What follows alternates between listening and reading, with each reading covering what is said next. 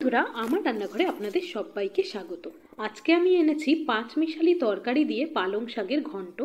এটা খেতে এতটাই টেস্টি হয় যে এটা দিয়ে আপনারা দুটোর জায়গায় 4টে বা 5টা রুটি অনায়াসে খেয়ে নিতে পারবেন, তাতেও মন ভরবে না। প্রায় বিনা মশলায় এই রেসিপিটার টেস্ট হয় দুর্দান্ত। বন্ধুরা, আমার রেসিপিটি যদি ভালো লাগে তাহলে আমার চ্যানেলটি প্লিজ সাবস্ক্রাইব করবেন, লাইক করবেন, শেয়ার করবেন।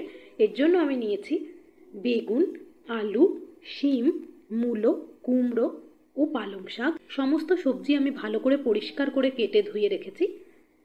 তরকারির জন্য কড়াইতে সর্ষের তেল দিয়েছি। তেলটা ভালো করে গরম হলে এতে দিয়ে দিলাম কয়েকটা বড়ি। বড়িগুলো আমি লাল লাল করে ভেজে নেব, তবে খুব বেশি লাল করব না, তাহলে এগুলো খেতে তেতো লাগবে। ভাজা বড়িগুলো একটা বাটিতে তুলে নিলাম। এবার ওই তেলে কিছুটা কালো জিরে ফোড়ন দিলাম একটা শুকনো লঙ্কা। ফোড়নটা কিছু সময় ভাজা ভাজা করে নেব, তাহলে এর থেকে একটা মিষ্টি সুগন্ধ বেরোবে, যা তরকারির স্বাদকে অনেকাংশেই বাড়িয়ে দেবে। এবার পালং শাক বাদে একে একে সমস্ত সবজিগুলো দিয়ে দেব।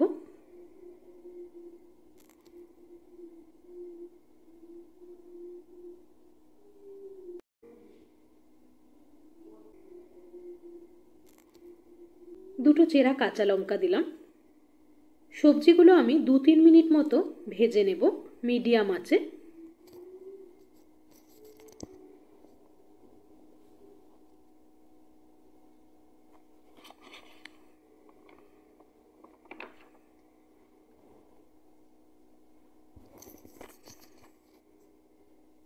এবার পালং শাকটা দিয়ে দিলাম,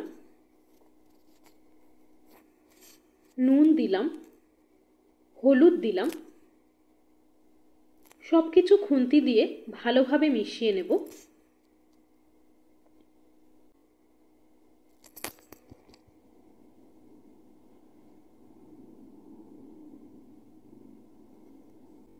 এবার 5 মিনিটের জন্য ঢাকা দিয়ে সবজিটা রান্না করব।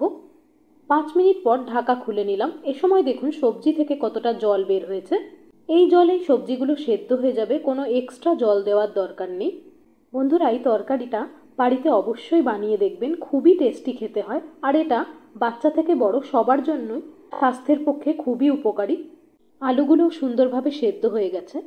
ভাজা বড়িগুলো দিয়ে দিলাম।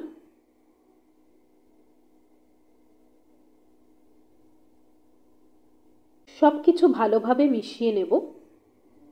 গ্যাসের ফ্লেমটা লোতে রেখে আবারও 3-4 মিনিট ঢাকা দিয়ে রান্না করে নেব।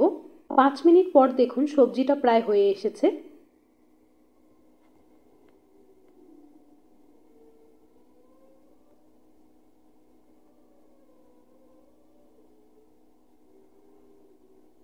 সামান্য চিনি দিলাম। নিরামিষ সবজিতে এইটুকু চিনি দিয়ে দেখবেন, খেতে বেশ ভালোই লাগে।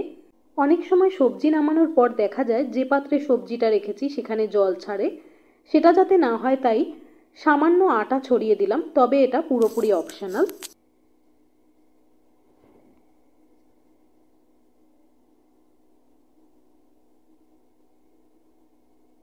সবশেষে 1 টেবিল চামচ মতো ধনেপাতা কুচি ছড়িয়ে দিলাম।